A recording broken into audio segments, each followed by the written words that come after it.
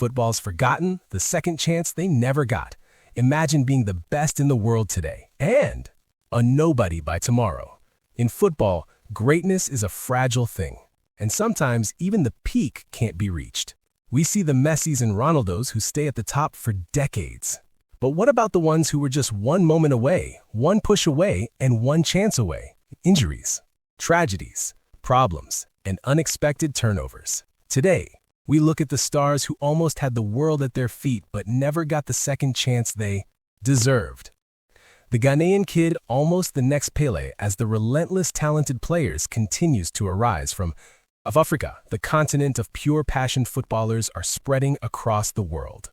So to say about a 14-year-old, Freddie Adu, almost breaking every other records and rising with his own sense of freedom could have been led him to an enormous talented player in football, but the destiny had written something else, as carrying a burden of being the next Pele, and crossing into different countries for exchanging of clubs made him journey with no stable environment to enrich and develop his football talent, and then, gradually the name Freddie Adu fades from headlines and jerseys.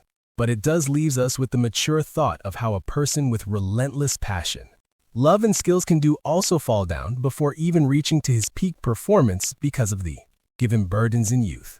And so he took an unexpected turnover by retiring in 2023 and started being a mentor for youths that might what he needed in his times. Adu now supports and guides the kids to avoid pitfalls, failures, and wrong decisions that can lead to the life he has. He has also provided several scholarships to young talents with what he once lacked: a supportive, fair environment to grow and a feel of freedom. Replica of R9 Brazilians are always special, maybe because of their talent, maybe because of their creativity or skill. Brazil has produced many popular superstars such as Pelé, the king of football, Ronaldo Nazario El misunderstood man Mario Balotelli had a very tough days in his life. He was born in Palermo, Sicily, to Ghanaian immigrants. His early years were difficult and quite painful to hear he had health problems as a child and came from a poor background at a young age due to his family's financial struggles. He was fostered by the Balotelli family, where he got the surname as Balotelli, a wealthy Italian family from Brescia in northern Italy. This new upbringing gave him everything to develop both personally and athletically. And after starting early at Lumazane and had a passion for more, so Inter Milan called.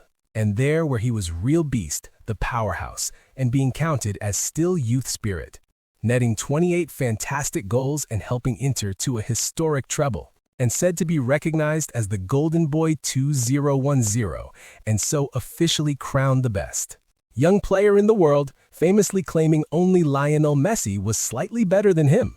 But Inter story continues, as with clashes happened with Jose Mourinho, where the coach called him unmanageable. There were constant arguments every other day, some for F1 to watch or being in team meeting. Then he moved to Man City to play in the Premier League and win it. So he did in 2011 divided by 12 by scoring 13 league goals to help secure their first title since 1968.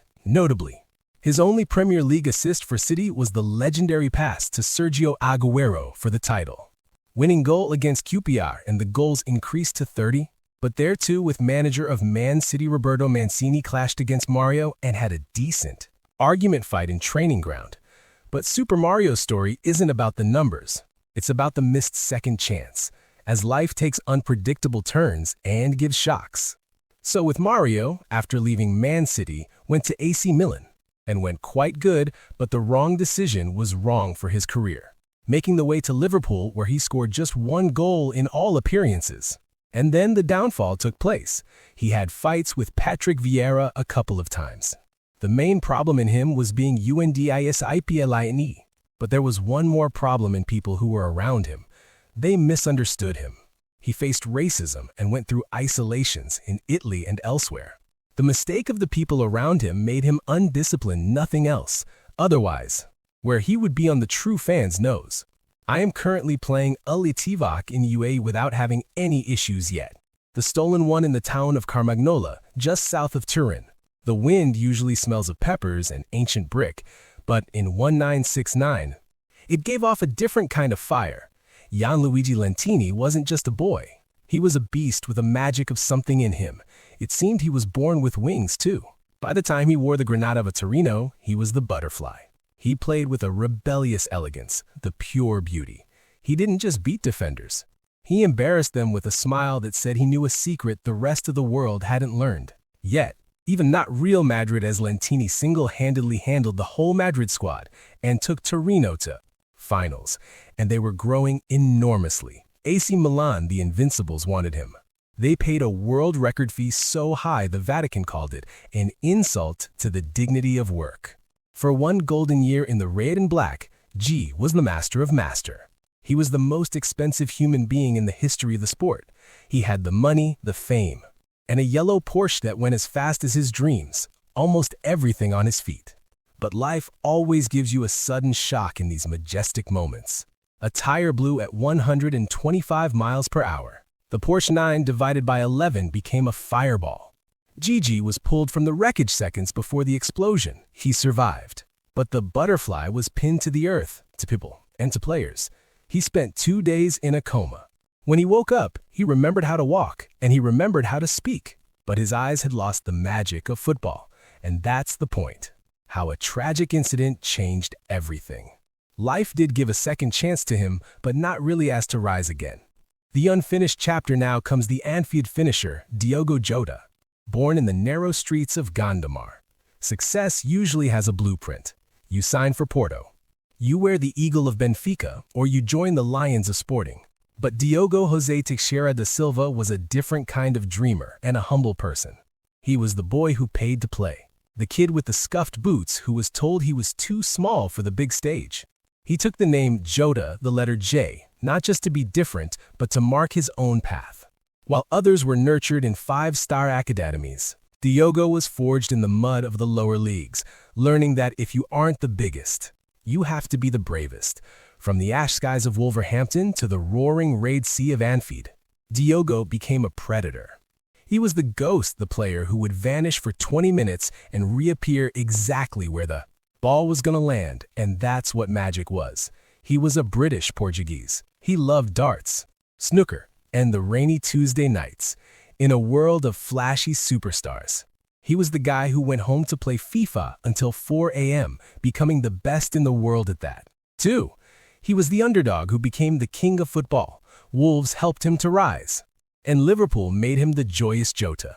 And that was what he considered the real home, where he served and played perfectly till 28. But June 2025, it was supposed to be the start of his forever. He had just lifted the Premier League trophy while also winning the UEFA and Nations League, serving the last to his country, Portugal. The future wasn't just bright, it was blinding. One road, one moment, one tragic detour defined the rest of all. On July 3, 2025, the music stopped. A car accident claimed not just a footballer, but 2 brothers. The world was left with a 12-point lead at the top of the table and a void in the heart of Liverpool that no amount of goals could ever fill. The tragic shock shook every other football fan. Diogo Jota. They called him the Emperor's successor, the next Ronaldo, but he was just Diogo. He was the proof that you don't need a golden path to reach the golden sky, and that's life. And it's not fair. Football remembers the legends who stayed at the top. But sometimes the most powerful stories belong to those who never got their second chance. Injuries, moments, and fate changed their paths. Yet their personality still lives in every fan who watched them play. Because every career, even the unfinished ones, still shaped the game we love. These stories are ones that shaped the game along the way. This is Beyond 90, where we capture the essence of footballism.